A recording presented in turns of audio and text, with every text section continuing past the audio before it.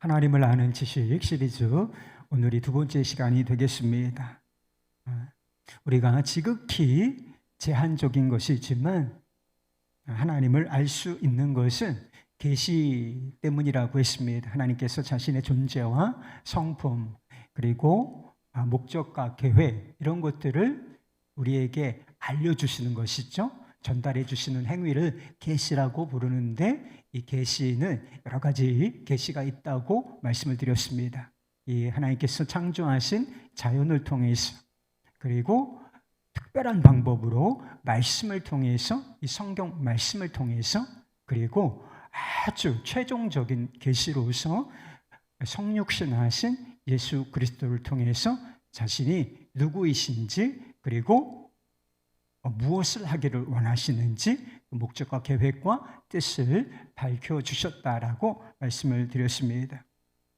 오늘부터 하나님께서 자신을 어떻게 계시하셨는지 성경 말씀을 통해서 살펴보도록 하겠습니다. 하나님의 성품을 살펴보도록 할 것인데 여러분들이 조금 어려운 부분도 있을 것 같아요. 말씀을 준비하다 보니까 그래서 좀 집중력 있게 들으셔야 무슨 얘기구나 라고 하는 것을 사실은 필요한 얘기예요. 약간 어려울 수 있지만 좀 필요한 이야기다 이렇게 생각하고 마음을 열고 귀를 열어서 들어주시면 좋겠습니다.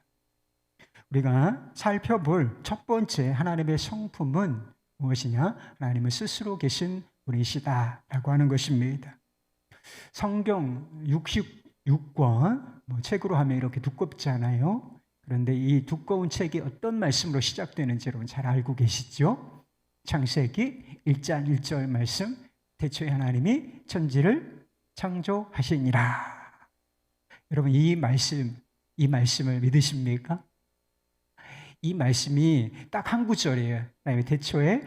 태초에 하나님이 천지를 창조하시니라. 딱 몇 마디밖에는 안 되는 그렇게 짧은 구절이지만 이 말씀이 믿어지면 그 뒤로 쫙 출애굽기 레위기 이렇게 해서 구약을 지나서 신약까지 쫙 가가지고 마지막 성경 요한계시록 마라나타 주 예수여 어서 오시옵소서 아멘 이렇게 끝날 때까지 이 66권 전체를 믿을 수가 있어요. 이 말씀이 정말 믿어지면 못 믿을 게 어디 있어요? 성경 말씀 중에 못 믿을 건 없어요.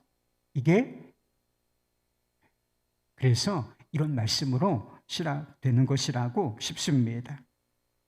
태초라고 하는 단어는 모든 것이 존재하기 시작했던 시점이 있었다라고 하는 것을 말하는 것입니다. 이 특별한 시점, 태초, in the beginning. 이 태초, 어떤 시점에 빡 하고 찍혀서 이때부터 뭔가 하나님께서 만물을 창조하심으로 말미암아 보이는 모든 것들, 보이지 않는 것을 포함하여 하나님께서 지으신 것들이 존재하기 시작했다라고 하는 의미를 가지고 있는 것입니다. 그런데 이런 시점, 태초, 이렇게 하나님께서 점을 딱 찍으시고 그 시점부터 창조 사역을 시작하심으로 말미암아 우리가 보는 모든 것들이 존재하기 전에는 어땠다는 것일까요? 아무것도 존재하지 않았다는 뜻이 되는 것입니다. 누구만 존재하셨다. 홀로 하나님만 존재하셨다라고 하는 뜻이 된다는 것입니다. 우리가 우주라고 부르는 것들, 만물이라고도 부르죠. 이런 것들은 원래부터 존재하던 것이 아니라고 하는 사실인 것입니다.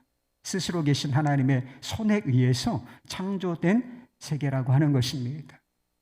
성경이 이렇게 분명히 선언하고 있을 뿐만 아니라 자연 속에, 자연의 법칙 속에 이와 같은 하나님의 흔적이 나타나 있어요. 이런 과학의 법칙 중에 연력학 제2법칙이라고 하는 게 있어요. 무슨 법칙? 연력학 제2법칙, 1법칙도 있고 2법칙도 있는데 과학자들이 발견해낸 법칙인 것입니다. 이게 무슨 법칙이냐면 우주 안에 존재하는 에너지의 총량은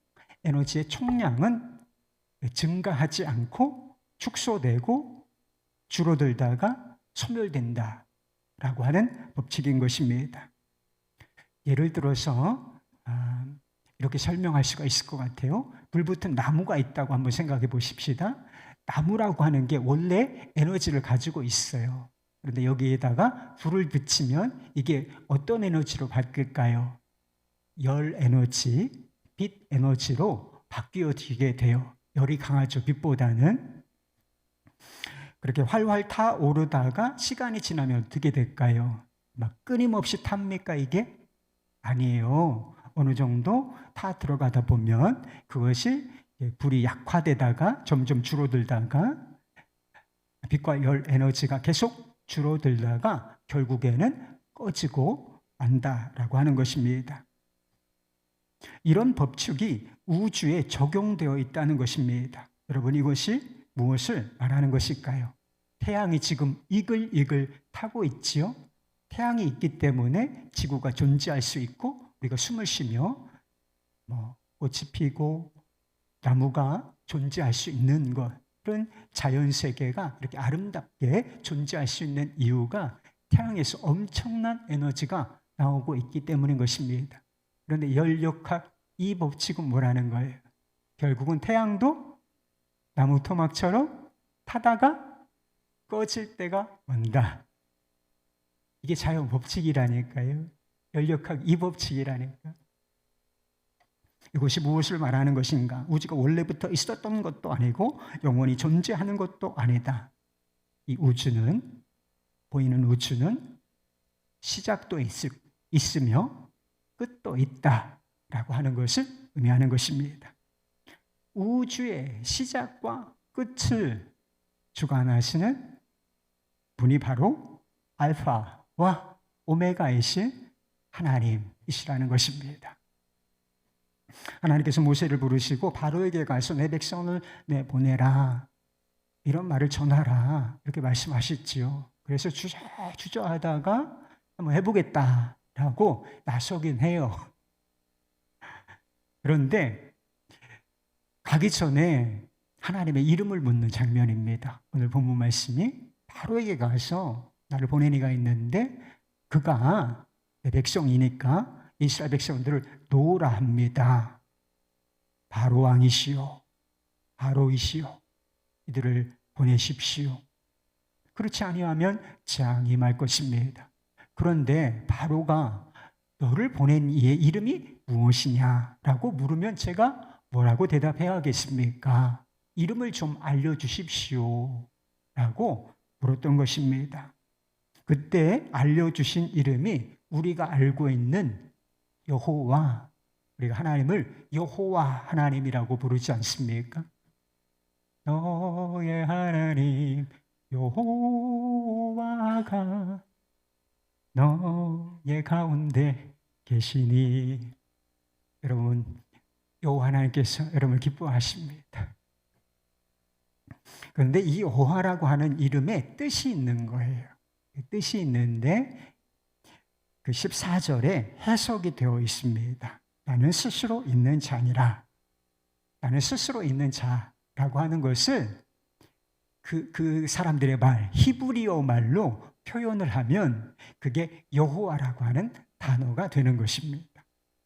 영어로 이 스스로 있는 자다라고 하는 이 표현을, 단어를 바꾸면 어떻게 되는지 아세요? I am who I am. 나는 나다. 이런 뜻이 되는 것입니다. 만약에 사람이 당신이 누구이십니까? 자기를 좀 소개해 주십시오. 당신의 이름이 무엇입니까? 나는 나다. 이렇게 말한다고 한번, 대답을 한다고 한번 생각해 보십시오. 그러면 그 사람은 대단히 교만한 사람이라는 인상을 줄 것이 분명하다는 것입니다. 그런데 하나님께서는 이름이 무엇입니까? 라고 물었을 때 나는 나다. 내 이름은 스스로 있는 자다. 여호와야 라고 말씀하셨다는 것입니다. 하나님께서 나는 나다라고 말씀하신 것은 자신 외에 자신을 설명할 그 무엇이 존재하지 않기 때문인 것입니다. 모든 것,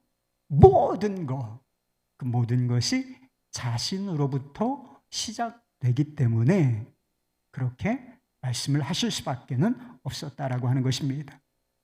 교부 중에 노바티안이라고 하는 사람이 있는데 그 사람이 그런 이야기를 했대요. 하나님께는 기원이 없다. 여러분, 우리는 다 기원이 있어요, 없어요? 기원이 있지. 그럼 아버지, 어머니 없는 사람이 누가 있어요? 돌아가셨을 수는 있지만 아버지, 엄마 없이 가장 가까운 기원이 있죠. 기원이 없이 이 땅에 존재하고 있는 사람은 아무도 존재하지 않습니다. 그러나 우리 하나님께는 기원이 없다라고 하는 것입니다. 하나님 자신이 자신의 기원이라고 하는 것입니다. 그리고 존재하는 모든 것들은 스스로 존재하시는 그분 때문에, 그리고 그분 안에서 존재하고 있는 것입니다. 마태복음과 누가복음에만 예수님의 족보가 나와요. 예수님의 족보 아시죠? 근데 네 복음서에, 사복음서에 다 나오는 것이 아니라 오직 두 복음서, 마태복음과 누가복음서에만 예수님의 족보가 나오는 거 아셨어요? 근데 자세히 살펴보면 족보의 기술 방식이 좀 확연하게 다르다. 족보는 다 족보예요. 예수님 누구신지를 밝히고자 하는 그런 족보를 쭉 열거하고 있는데 기술 방식이 좀 다르다라고 하는 것을 알 수가 있게 됩니다. 마태복음은 어떻게 예수님의 족보를 기록하느냐, 쭉 올라가서 아브라함으로부터 시작해요. 아브라함은 유대인의 조상이고 신앙의 조상, 믿음의 조상이라고 불리는 사람이 아니겠습니까? 거기서부터 쭉쭉쭉쭉쭉쭉쭉 내려와서 마지막에는 다윗의 자손에서 구원자이신 예수 그리스도께서 나셨다. 예수님까지 도달하게 되는 것이죠. 그런데 누가복음은 이게 역순입니다. 예수님으로부터 요셉의 아들이라 불리는 예수님으로부터 시작하여 위로 올라가는 구조를 가지고 있어요. 올라가고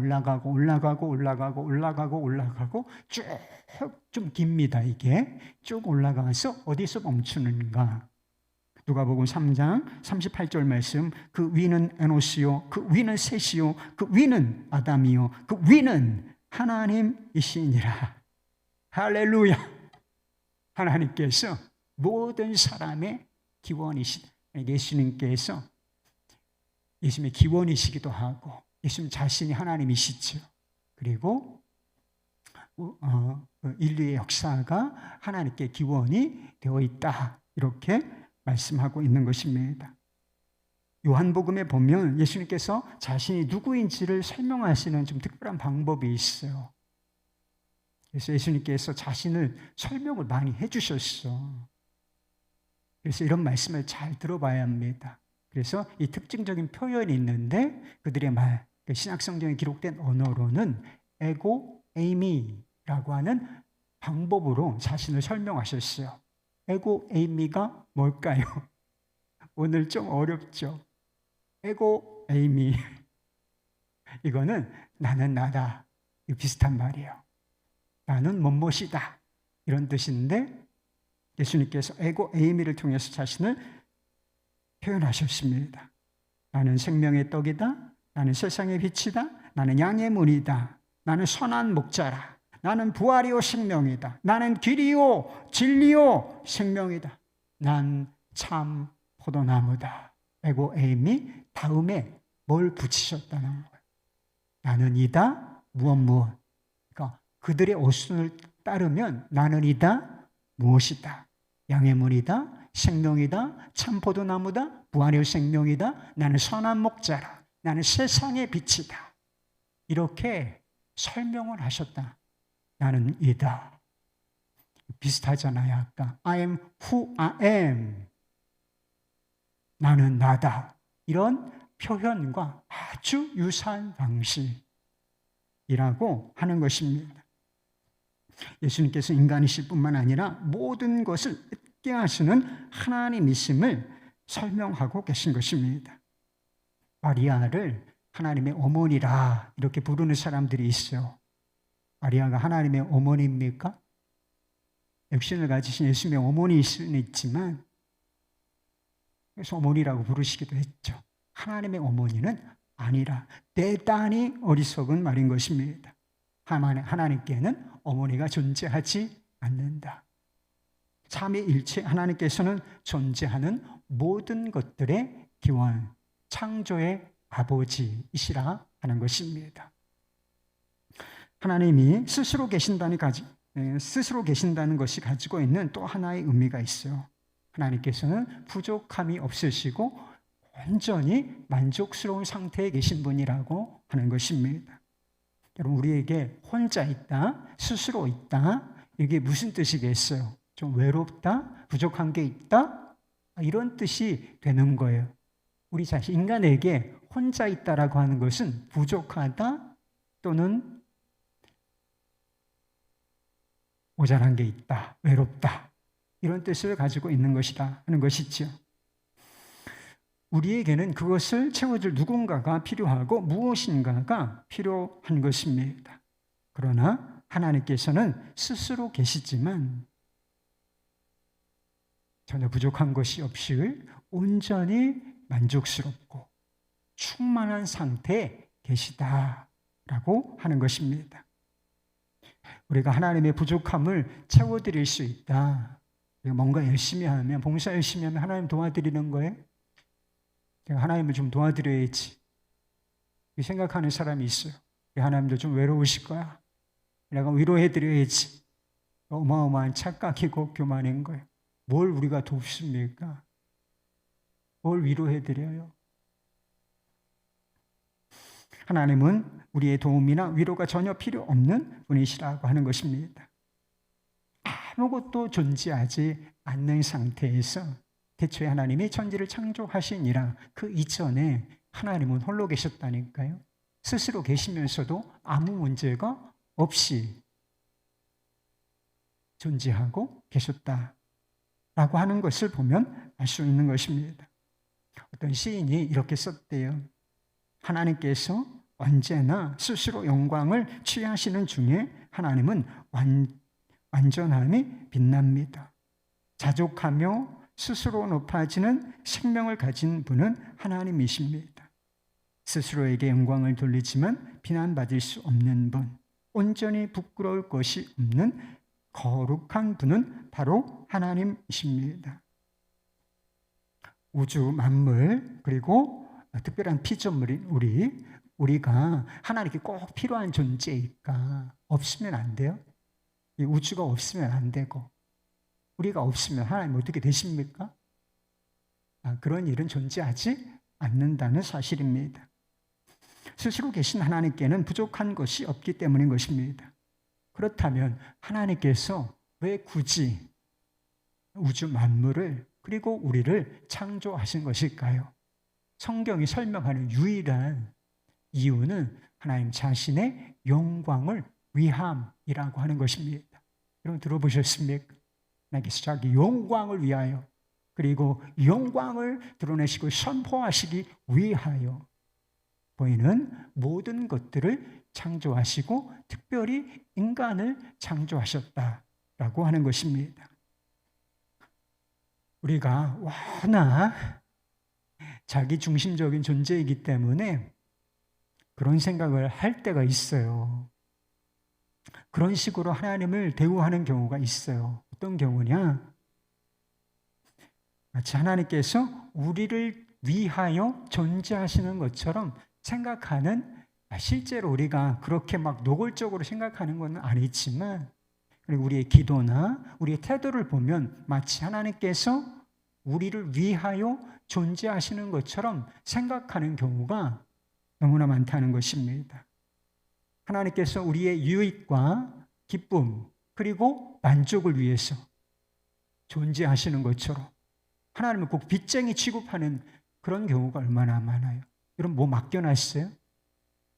하나님께 뭐 맡겨놓은 거 있어요? 하나님께서 여러분에게 빚지신 게 뭐가 있냐고요. 여러분에게 선물을 주시고 좋은 것 주시고 여러분에게 기쁨을 주시고 만족을 주시고 잘 되게 해주셔야 돼. 뭐 마땅한 이유 같은 게 있냐 말이에요. 근데 꼭 우리는 완전히 하나님을 빚쟁이 취급해서 내놓으라는 거예요. 뭘 내놔요? 하나님께서는 우리에게 빚지신 게 없다. 하나님께서 우리를 위하여 존재하시는 것이 아니라 사실은 거꾸로다. 완전히 우주의 중심은 하나님이시고 하나님으로부터 시작된 것이고 그로 말미암아 모든 것이 지으심을 받았고 우리가 그분을 위하여 특별히 그분의 영광이라고 하는 목적을 위하여 존재한다는 것입니다. 이걸 잊으면 안 돼요. 이걸 잊으면 신앙생활이 완전히 왜곡되는 것입니다. 우리가 존재하는 유일한 목적은 하나님의 영광을 위함인 것입니다. 하나님을 영화롭게 한다. 뭐가 하나님을 영화롭게 하는 것이지? 그런 생각이 들 수가 있어요. 그래서 이것을 아주 큰 의미로 생각하면 큰 의미, 예배라고 할 수가 있어요. 우리가 지금도 예배를 드리고 있지 않습니까? 하나님을 의식하고 하나님을 높이고 하나님께 기도하고 하나님께로부터 오는 말씀을 읽고 그것을 해석하는 선포를 하고 이게 예배인 거죠. 그런데 이런 worship이라고 하는 이런 의미는 대단히 좁은 거예요. 모여서 구원을 받은 백성들이 하나님을 높이고 하는 것은 아주 협소한 의미에서 worship, 예배일 뿐인 것입니다. 예배의 본래의 의미, 이것은 대단히 큰 거예요. 하나님을 존귀하고 가치 있는 분으로 인정하는 것이고 삶을 통하여 그분의 성품을 드러내는 것, 이것이 바로 예배인 것입니다. 우리가 하나님을 영화롭게 하지 않는다고 하나님을 무시해요? 하나님의 영광이 손상되는 것이 결코 아닌 것입니다. 사람들 사이에서는 하나님의 이름이 모욕을 받을 수가 있어요. 하나님을 모욕하는 짓 좀 하지 마십시다, 여러분. 지금 하나님의 이름이 우리를 통해서 모욕을 받고 계십니다. 우리만 욕을 먹으면 괜찮아. 저는 짓밟혀도 괜찮습니다. 제 이름이 뭐라고, 제 명예가 뭐라고, 제 영광이 뭐라고. 여러분 마음대로 저를 짓밟으십시오. 저거 쓰레기야! 괜찮아요. 그건 쓰레기니까. 그러나 우리의 쓰레기 같은 행동으로 말미암아 하나님의 이름이 모욕받는 거, 이게 문제예요. 왜 우리 때문에 하나님의 이름이 모욕을 받습니까? 우리가 하나님을 믿는다고 말하기 때문에 그래요. 하나님을 믿는다, 하나님을 의지한다, 하나님을 섬긴다, 하나님을 예배한다, 이렇게 말하면서 엉뚱하게 사니까. 그러나 하나님, 너나 잘 믿어. 하나님을 욕해요, 세상 사람들이. 우리 때문에.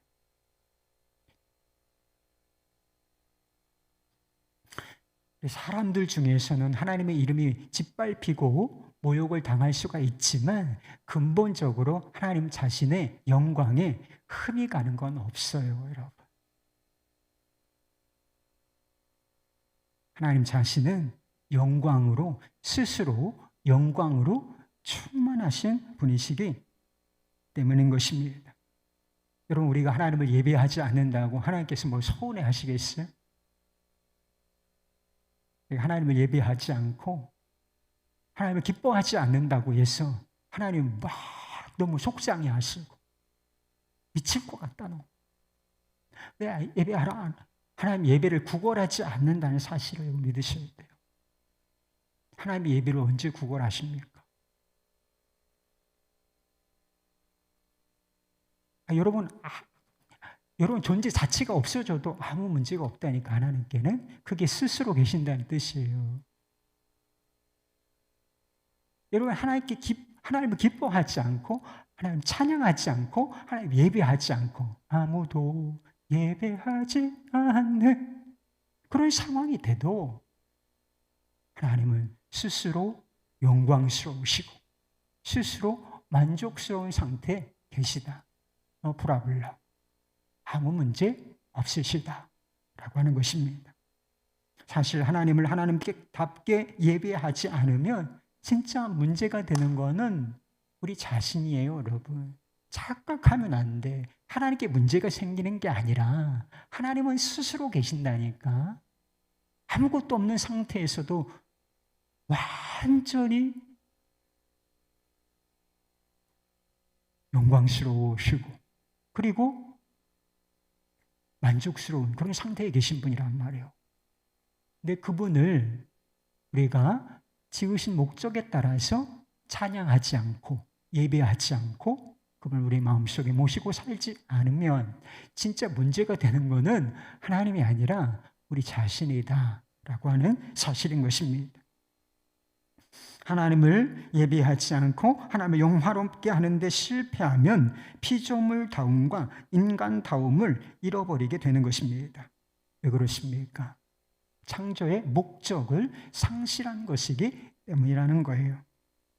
우리가 어떤 존재인지는 최고의 가치를 지니신 하나님, 그분을 예배할 때 깨달아지는 것입니다. 내가 누군가, 최고의 가치를 지니신 하나님을 마음을 다하여 그 가치를 인정하고 예배하는 것. 그래서 worship, 그래서 두 가지가 합해서 worship이라고 하는 단어가 가치 있는 존재라고 인정하고 느끼고 그 가치에 합당한 영광을 대우를 올려드리는 것.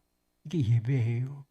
그럴 때 우리가 어떤 존재인지 그 영화로우신 하나님께서 자기 영광을 위하여 창조하신 특별한 존재라고 하는 것이 확인되고 깨달아지는 것이지요.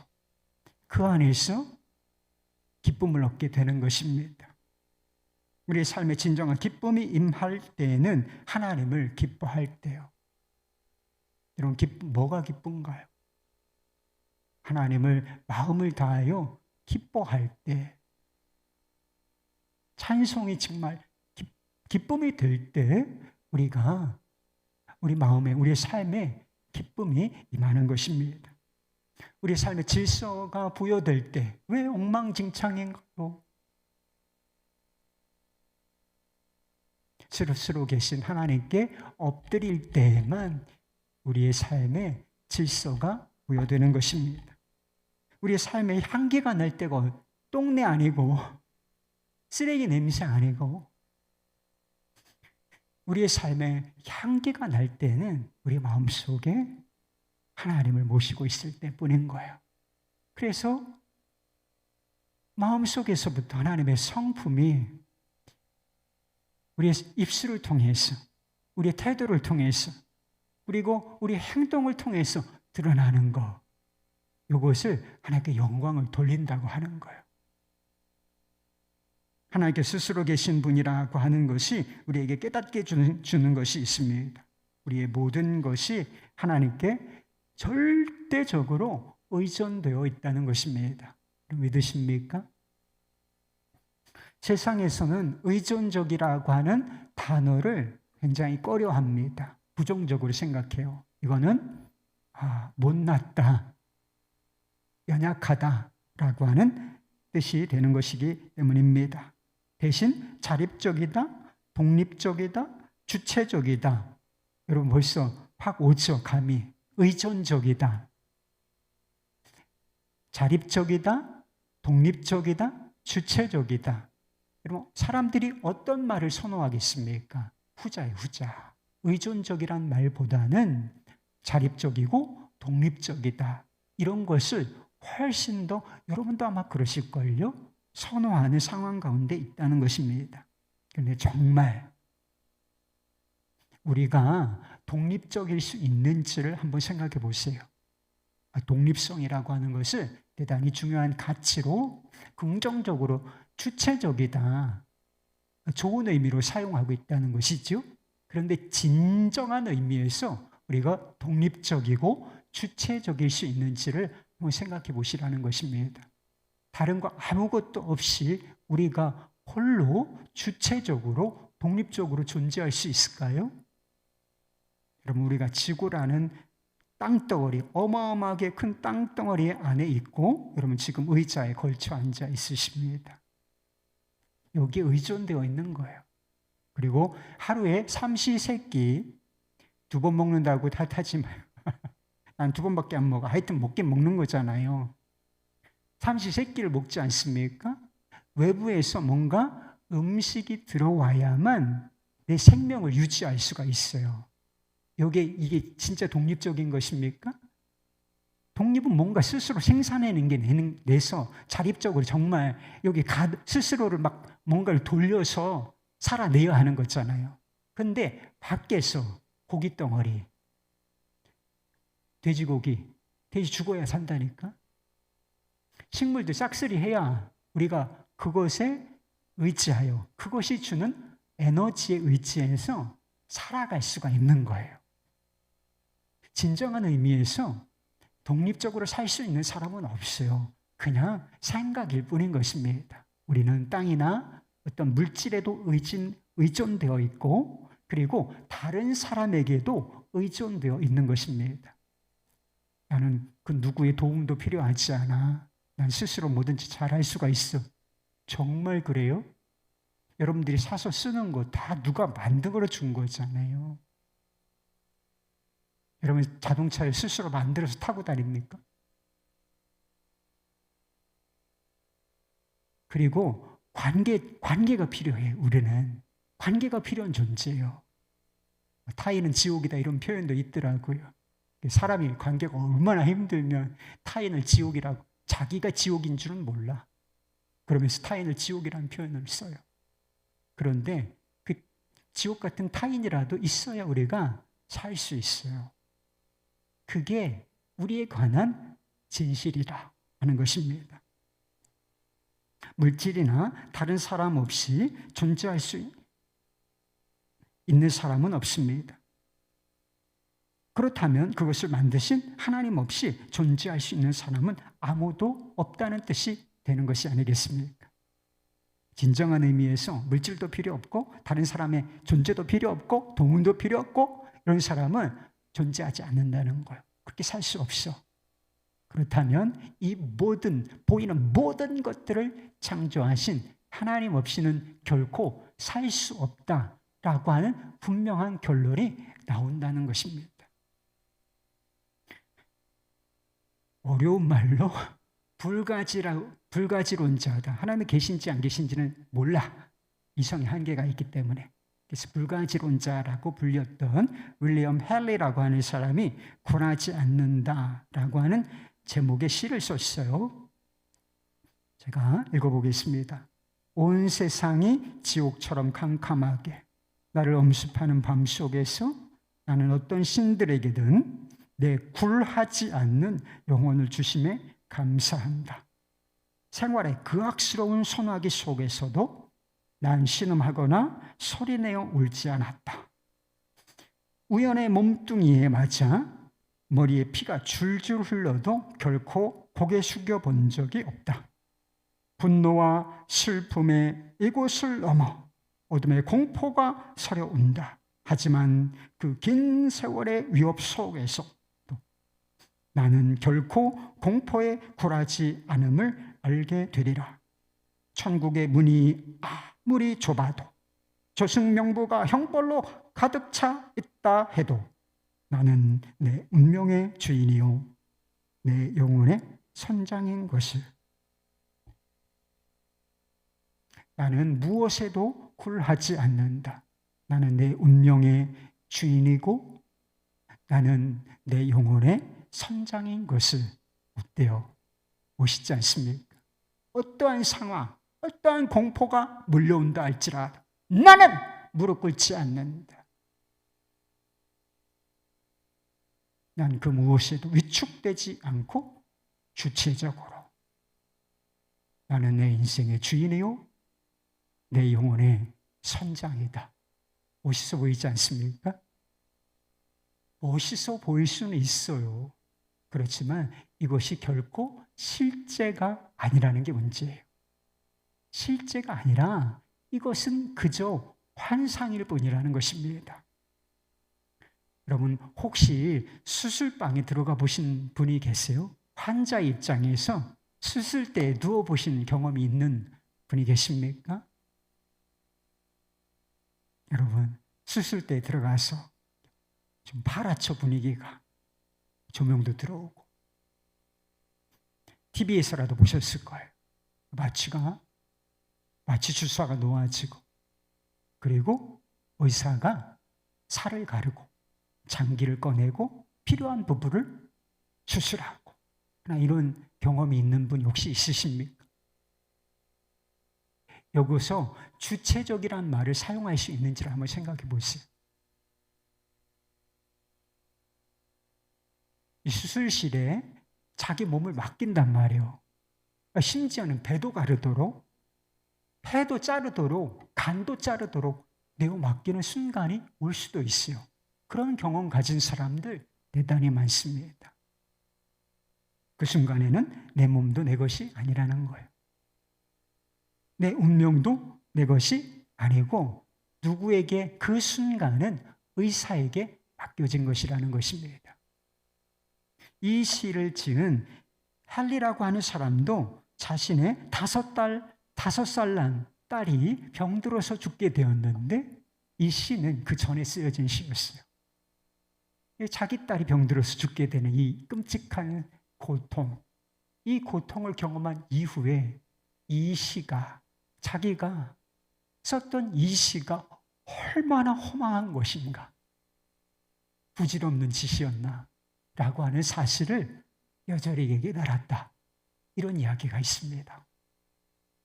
나는 내 운명의 주인이며 내 영혼의 선장이다 라고 주장하는 것, 성경은 이런 태도를 죄라고 부르는 거예요. 죄다. 죄가 윤리적인 것만이 아니에요. 죄는 뿌리가 훨씬 더 깊은데,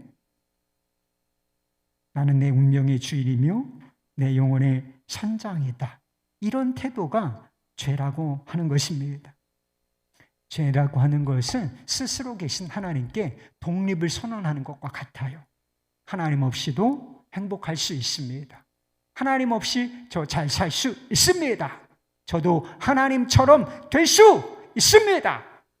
이렇게 선언하는 거예요. 이것이 바로 아담과 하와가 지었던 죄이고, 우리 영혼 깊숙한 곳에 자리 잡고 있는 죄성이라는 거예요. 이게 하나님 없이 살려고 하는 태도, 하나님을 의지하지 않고 내 인생은 내 거지 뭐 이렇게 살려고 하는 태도가 죄라는 거예요. 우리가 왜 그렇게 나는, 내가 라고 하는 단어를 쓰기를 좋아하는지 여러분 아십니까? 나는, 내가. 왜 이런 단어를 그렇게 쓰기를 좋아하는지. 나는, 내가. 지가 뭐 그렇게 중요하다고. 죄송해요. 지랄을 해가지고.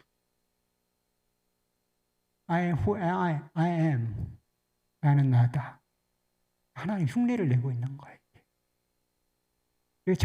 절대적으로 하나님께 의존되어 있고, 하나님 우리의 마음의 중심에, 삶의 중심에 계셔야 되는데, no, 그럴 수 없어.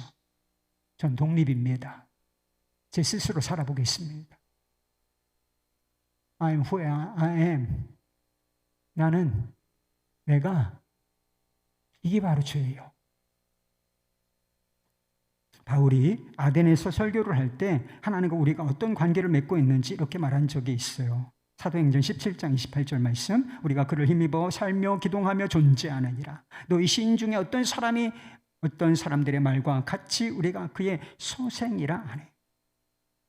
우리의 모든 것이 하나님께 절대적으로 의존되어 있다, 그런 뜻이에요.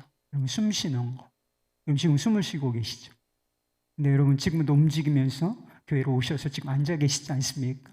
살며 기동하는 거, 움직이는 걸 말하는 거죠. 근데 이 모든 것이 하나님을 힘입어서 하고 있다는 거예요. 우리도 의식하지 못하지만, 세상에 있는 사람들은 더 의식하지 못하지만, 진실은 무엇이냐? 진실은 무엇이냐? 하나님 없이 못 살아. 하나님께 완전히 팍 하고 모든 존재가, 아니 숨 쉬는 것조차 그분의 힘입어서, 섭리에 힘입어서 하고 있다니까요. 그러면 하나님께 의지도 있지 않은 거, 의존되지 않은 게 도대체 뭐가 있어요? 아무것도 없는 거예요. 이런 사람들이 하나님께 독립을 선포하고 자주적으로 살아보겠다고 하는 것입니다. 자궁에 아이가 있는데 스스로 탯줄을 끊는 것과 같은 거예요. 난 필요 없습니다. 제가 스스로 살아보겠습니다. 이런 태도가 아이가, 자궁 속에 있는 아이가 스스로 탯줄을 끊는 거하고 똑같은 형편이라니까요. 이런 상황을 아주 잘 묘사해 주는 비유 하나가 있는데, 예수님께서 누가복음 15장에서 하신 비유, 탕자의 비유라고 하는 것이 있죠. 둘째 아들이 원했던 것, 진짜 원했던 건 뭐예요? 독립이었던 것입니다. 그래서 아버지 집에서 아버지 유산을 챙겨서 저 나가서 살아보겠습니다. 제 마음대로 한번 살아볼게요. 내 인생은 나의 것, 내 인생은 나의 것, 이러면서 나갔다니까. 그런데 시간이 지나면서 그에게 찾아온 결과는 무엇이었습니까? 지독한 외로움, 아무도 받아주지 않아. 그리고 지독한 굶주림, 돼지 쥐엄 열매를 먹고 배를 불리고 싶어 했지만 그것조차 충분하지 않은 이런 극빈 상태에, 파산 상태에 이르게 되었다는 것입니다. 왜 사람들의 관계가 그렇게 어려운지 아십니까? 관계가 너무 어렵잖아요. 여러분, 일이 어렵습니까? 관계가 어렵습니까? 회사에서 일이 어려워요? 관계가 어려워요? 대부분은 관계가 어려운 거예요. 왜 많은 사람들 속에서 우리가 살고 있는데 사람이 없는 게 아니에요. 주변에 사람들이 들벅들벅해. 그런데 나는 왜 혼자다, 외롭다, 이런 느낌을 갖는 것일까요? 인생은 결국 혼자야. 왜 이런 얘기가 도는 거예요? 왜 사람들이 지금 정신 이상이 얼마나 많은지 몰라. 정신의 세계가 막 황폐해져 가는 거. 왜 이런 상황이 오는 거죠? 왜 많은 것, 없는 것 아니잖아. 있어. 그리고 매일 맛있는 것도 먹고. 이런데 왜 우리는 만족이 없는 거예요? 왜 배고픈 거죠? I'm hungry. I'm hungry. 왜 배가 고픈 거예요? 우리 안에는 있는 죄성, 곧 독립정신 때문인 것입니다. 독립정신으로 사는 사람들이 기억할 게 있어요. 스스로 계신 하나님으로부터 완전히 독립되어 있는 장소, 하나님의 임재, 하나님의 임재로부터 완전히 차단되어 있는 장소, 그곳이 바로 지옥이라는 사실을. 독립이 좋습니까? 그러면 극단으로 달려가면 거기가 지옥이라는 거예요. 거기는 하나님 안 계셔. 하나님의 임재도 없어. 아무것도 존재하지 않아. 그런데 이 지옥에서 우리를 건져주시기 위하여 오신 분이 바로 우리 주 예수 그리스도이시라는 거예요. 믿음이라는 건 뭡니까? 우리가 예수를 믿는다 이렇게 표현하잖아요. 믿습니다, 믿습니다. 그러면 진짜 믿는 거예요? 믿음이라는 게 도대체 뭐예요? 이 죄가 역전되는 거예요. 우리 안에 있는 독립성, 하나님을 밀쳐내려는 이 성향, 이것이 바꾸어지는 것을 말하는 거예요. 주님께서 우리 마음속에 들어오심으로 말미암아 이 태도가 완전히 바꾸어지는 것. 의존을 세상에는 바보다. 연약한 사람이나 그런 짓 하는 거지, 믿는 거지. 하나님을 의존하는 것, 그것을 기쁘게 여기는 것, 여러분, 이것이 믿음이라고 하는 것입니다. 이렇게 연약해 보이지만, 좀 바보스러워 보이지만 하나님을 전적으로 내 존재를 의지하고 그분께 우리의 삶을 의지하는 이 믿음, 이걸 하나님이 기뻐하신다는 거예요. 이게 하나님을 영화롭게 하는 거예요. 뭘 엄청 해서 하나님을 영화롭게 하는 것이 아니라 창조의 근본으로 돌아가는 거. 우리의 실존을 하고 스스로 계신 하나님께 우리의 삶을 팍 엎드려서 그분께 내어 맡기는 이 상태를 하나님이 너무 기뻐하신다는 것입니다.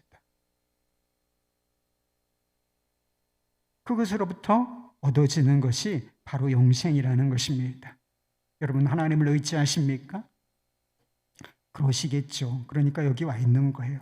그러나 잊으면 안 되는 것 하나, 우리 안에는 아직도 독립성이 꿈틀거리고 있다. 집에서 나갔던 이 둘째 아들이 돌아왔어. 돌아온 거예요. 그런데 우리 안에는 항상 어떤 마음이 또 있느냐? 또 집 나가버릴까? 이런 성향이 항상 있다는 거예요. 매일 있어요, 여러분. 매일 있어. 기도하기 싫은 거, 그런 거예요, 그게. 아유, 오늘은 쉴까? 이런 거. 내 마음대로 한번 해볼까? 뭘 하나님께 의논을 안 해. 자기 생각대로. 이게 다 독립성이에요. 하나님께서는 우리가 정말 하나님을 의지하는 방법을 실제로 배우기를 원하셨어요. 이론 아니고 실제 우리의 삶 속에서 하나님을 의지하는 방법을 배우기를 원하신다. 그래서 우리의 힘을 빼시고, 그리고 우리를 좀 거친 광야 속으로 몰아넣으실 때가 있는 이유가 뭐예요? 하나님 의지하는 법을 배우라는 것입니다. 미국의 백화점 왕으로 알려진 제임스 펜이라고 하는 사람의 일화래요. 그는 목사의 아들로 태어나서 이제 사업가가 되었습니다. 사업이 한동안 잘 되는 듯 했지만 나중에 어떤 결과가 왔느냐, 심한 재정난으로 죽으려고까지 했다는 것입니다. 그가 한 미시간주의 병원에서 격리되어 있을 때 어느 날 아침 낙막하고 좌절해 있는 그 순간에 어디서 찬송 소리가 들려왔다는 것입니다. 그 찬송 소리에 자기도 모르게 발걸음이 이끌려서 맥 빠진 마음으로 발걸음을 옮기기 시작했어요. 기도회가 시작되고 있었는데 기도회 제일 뒤편에 앉아 있었습니다. 근데 친숙한 찬송이 흘러나왔어요. 찬송가 382장. 너 근심 걱정 말아라. 주 너를 지키리. 주 날개 밑 거하라. 주 너를 지키리. 주 너를 지키리. 아무 때나 어디서나 주 너를 지키리. 늘 지켜주시리. 이 찬송은 펜의 마음에 큰 확신을 주었습니다. 그는 외치기 시작했어요. 사랑하는 하나님, 나는 아무것도 할 수 없습니다. 저 좀 돌봐주세요. 저는 아무것도 할 수 없습니다. 아버지, 저 좀 돌봐주세요. 그는 고백하기를 나는 어두운 공간에서 찬란한 태양빛으로 옮겨지는 느낌이 없고 마음속에 무거운 짐이 옮겨져서 그 방을 나올 때는 새로운 사람이 되었다. 나는 마비된 심정으로 풀이 죽어 들어갔으나 해방이 되어 기쁜 마음으로 나왔다. 이렇게 말했다는 거예요. 그래서 백화점 왕도 되고 그랬다는 것입니다.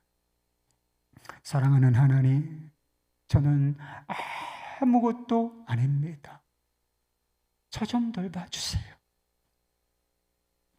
인간적으로 바보스러워 보이지만 여러분 이것이 믿음이고 지혜인 것입니다. 이 사람만 이런 고백이 필요한 게 아니고 우리 모두에게 필요한 고백이라는 거예요. 하나님, 나는 아무것도 안 합니다.